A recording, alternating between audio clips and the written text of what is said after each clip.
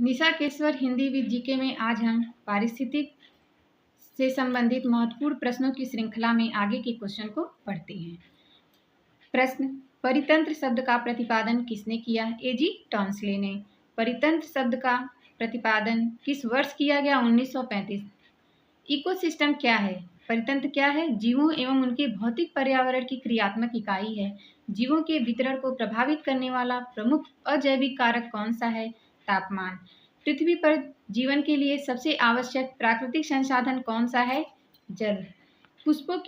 पौधों के पुष्पन को प्रभावित करने वाले प्रकाश की अवधि को क्या कहते हैं? फोटोपीरियड। पौधों के पुष्पन को प्रभावित करने वाले प्रकाश की अवधि को क्या कहते हैं? फोटोपीरियड। वायुमंडल में नमी की मात्रा को क्या कहते हैं? आर्द्रता। जल में घुले लवणों की मात्रा को क्या कहते हैं? लवणता।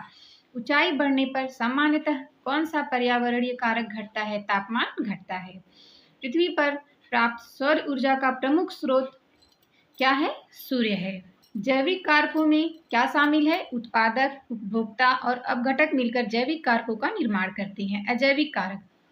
अजैविक कारक में प्रकाश, जल, वायु, तापमान, मृदा ये सब मिलकर अजैविक कारकों का निर्माण करते हैं। परितंत्र में प्रथम पोषण स्तर पर कौन होता है? उत्पादक होता है। द्वितीय पोषण स्तर पर कौन होता है? प्राथमिक उपभोक्ता होता है।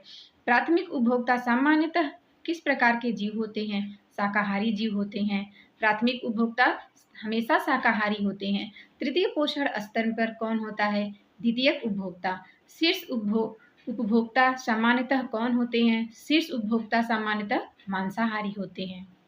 अपघटक पोषक तत्वों को किस रूप में वापस पर्यावरण में पहुंचाती है? सरल अकार्बनिक पदार्थों के रूप में। परितंत्र में पोषक तत्वों का चक्र क्या कहलाता है?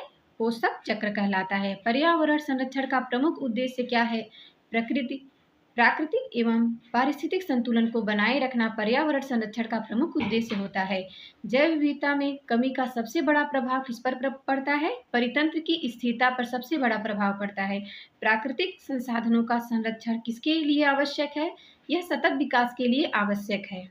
आगे कैसे ही महत्वपूर्ण सीरीज के लिए चैनल को सब्सक्राइब करें, शेयर करें, लाइक करें, नोटिफिकेशन के लिए बेल आइकन को ऑन करें। धन्यवाद।